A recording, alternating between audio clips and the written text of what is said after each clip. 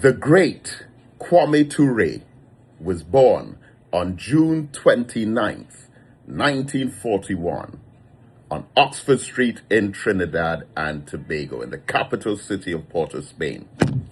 He popularized the phrase Black Power to the world, but he also coined the phrase institutionalized racism.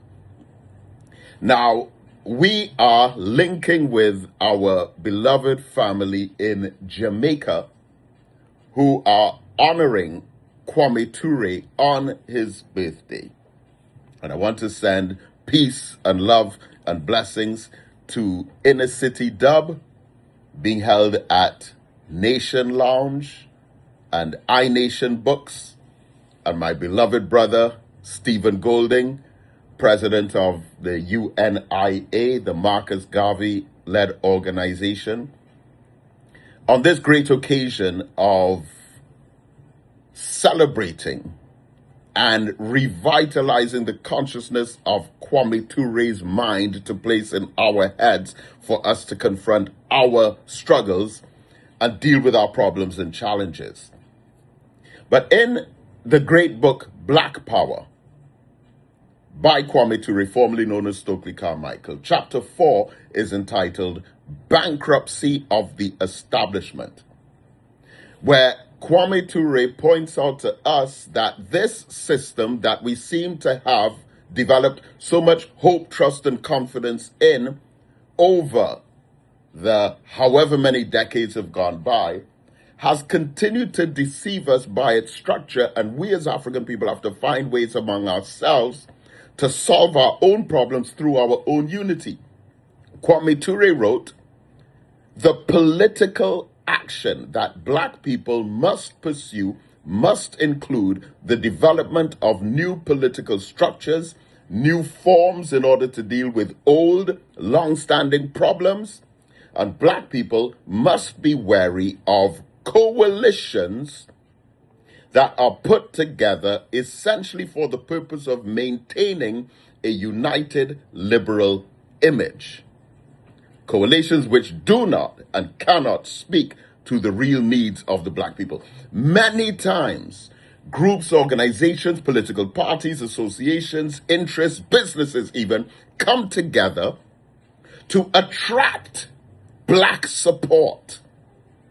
But the only real true forum that can empower us are the ones that we voluntarily initiate with our own interests at heart and at the foundation. Remember, in the great book, Black Power, Chapter 1 is entitled White Power. Chapter 2 is entitled Black Power.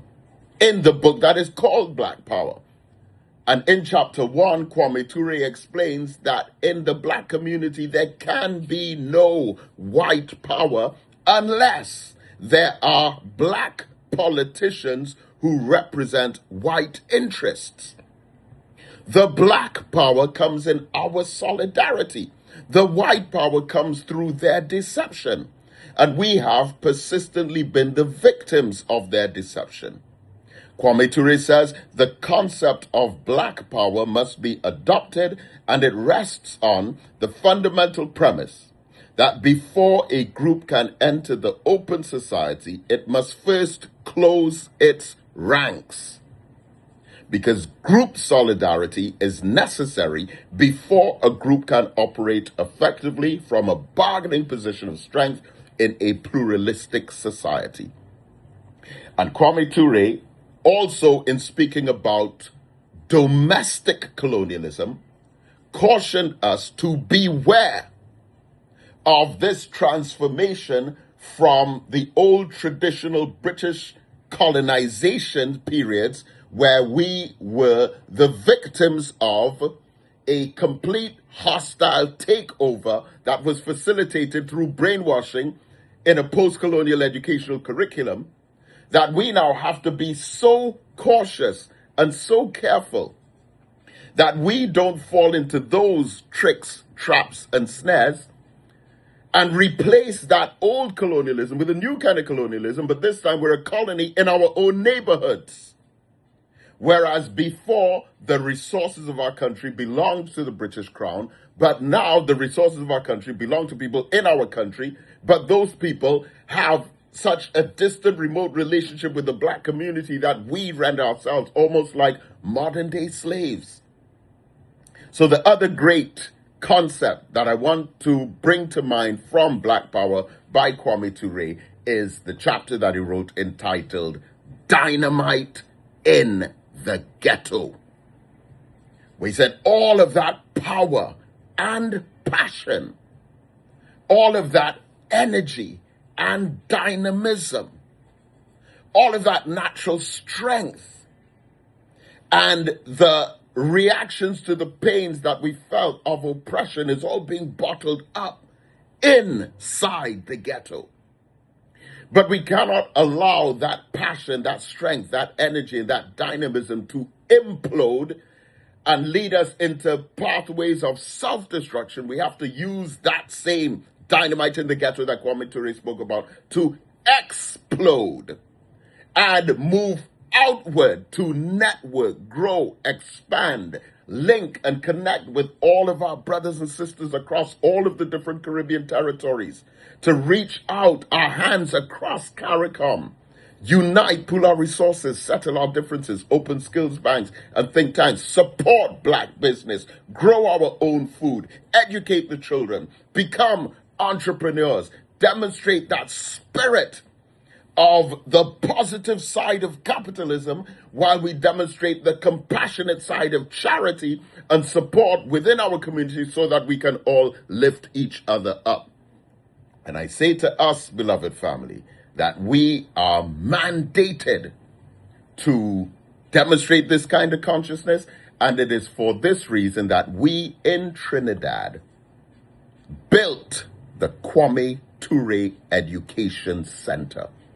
Not just to provide all of the services, the lectures, the workshops, the seminars, the Black Business Expos and other occasions that we host. Not just that, but also for the name of Kwame Ture to live on. The Honorable Minister Louis Farrakhan, leader of the Nation of Islam, in 1997, where I was present, promised Kwame Ture that the Nation of Islam would do something great in his name. And it just so happened that we in Trinidad, the land of his birth, were able to spearhead that initiative and honor our great brother. So to my family in Jamaica, who we are connecting with, who we love and admire and respect so much for their commemoration of Kwame Ture, I say peace and respect to you. Inner City Dub, Nation Lounge, iNation Books, Brother Stephen Golding in the UNIA. And I also want to send greetings out to those great artists, Amlak Red Square, Teller Dawkins, and Big Youth. We've been hearing about Big Youth for a very long time. So peace and blessings.